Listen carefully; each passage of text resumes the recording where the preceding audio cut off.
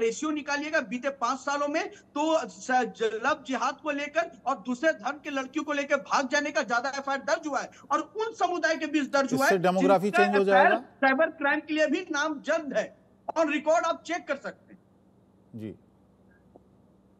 इससे डेमोग्राफी हो जाएगी चेंज। साइबर क्राइम के लिए क्या पहली लोग लेकर आए? एक भी स्पेशल सेल का कमेटी केवल देख रेख के लिए वहां पे भेज देते हैं। बड़े पैमाने पे इन्होंने स्पेशल इकोनॉमिक जोन बनाने की बात कही थी, क्या हुआ? दीपक का क्या हुआ? साइबर क्राइम से डेमोग्राफी चेंज हो रहा है, साइबर क्राइम से डेमोग्राफी चेंज हो रहा है झारखंड में।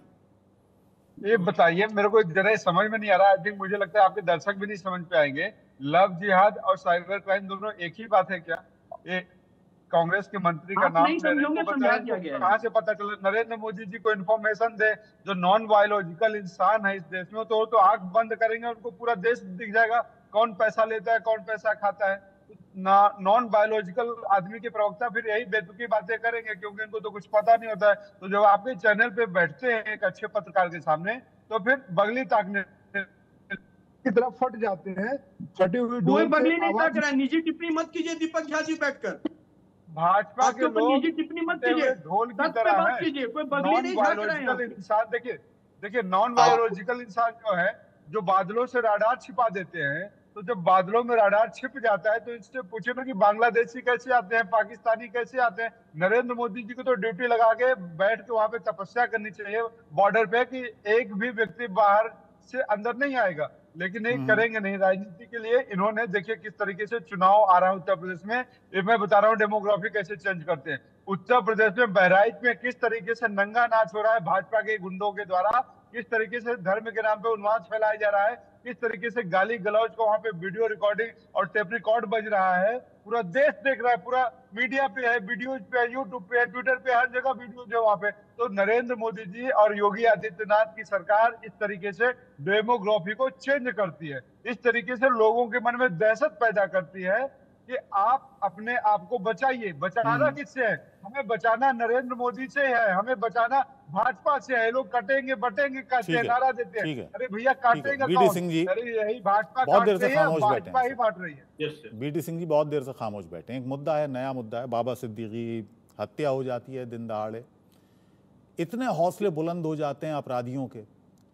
लॉ एंड ऑर्डर का मसला पहले से ही चल रहा है, तो ये एक बड़ी समस्या बन सकती है आपकी सरकार के लिए, वहां पर आपके दल के लिए। ऐसा है कि बाबा सिद्दीकी की जो हत्या हुई ऑन द स्पॉट जो है 2 लोगों को अरेस्ट किया गया और उन्हें कोर्ट में भी हाजिर किया गया। और सिंधे साहब ने कॉन्फ्रेंस में कई बार बोले हैं कि इनके साथ जो है कड़ी कार्रवाई की जाएगी और फास्ट ट्रैक पे जो है इनको लेकर के इनकी फांसी की सजा की मांग की। तो हमारे माननीय मुख्यमंत्री जी ऐसा तो नहीं बोल रहे हैं कि चलो हम पीछे हैं या जो भी है। और अभी ये मैटर जो है 31 अक्टूबर तक कोर्ट के अंदर है। तो हुआ क्यों? एक इतने बड़े राजनेता को दिन दहाड़े मार दिया जाता है, ये हुआ क्यों सर?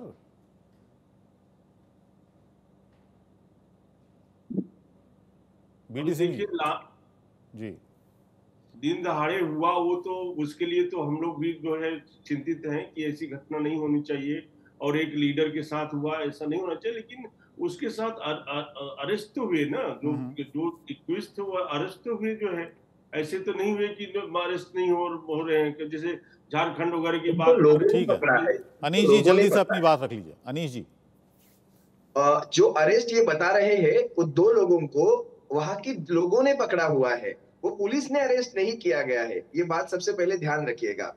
दूसरी चीज मैं यहाँ पे बताना चाहता हूँ, महाराष्ट्र में लॉ एंड ऑर्डर बहुत खराब हो चुका है।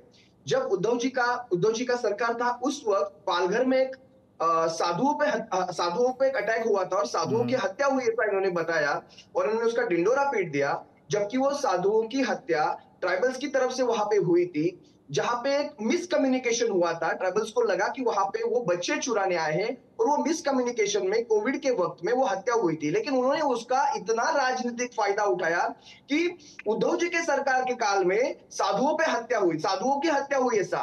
तो वही मैं आपको बताना चाहता हूँ, वो पालघर था, तो महाराष्ट्र में खारघर में कम से कम 150 से 125 तक श्री भक्तों को धूप में बिठाकर एक अवार्ड सेरेमनी में बुलाया गया, क्या वो हत्या नहीं थी? ठीक है, मैं आपको ऋषभ जी इन्होंने जल्दी लव से जिहाद जवाब का दे एक दीजिए। एग्जाम्पल दिया, ऋषभ जी को एक एग्जाम्पल दिया लव जिहाद का। महाराष्ट्र में रायगढ़ में उरण एक आता है, वहां पे एक मुस्लिम की तरफ से मुस्लिम आरोपी था, जी। उसने एक हत्या की लड़की की, और वही उसी वक्त बदलापुर में जो अत्याचार करने वाला था वो हिंदू था। लेकिन उरण का जो मैटर है पूरी दुनिया में दिखाया गया किस तरह से लव जिहाद हो रहा है। ठीक है, लेकिन उसी बहुत वक्त छोटा सा बदलापुर को ऋषभ जी, दबाने बहुत की छोटा सा, कोशिश जल्दी की। बता 10 दीजिए क्योंकि दिन टाइम लगे, नहीं है, 10 दिन। समय नहीं है। ऋषभ जी बिल्कुल मैं जल्दी जवाब से दे रहा हूं। दीपक जी की बात का जवाब दे दीजिए। पहली बात तो ये नहीं, कि एक आज ही बात जो कर हिंदू- सकते हैं।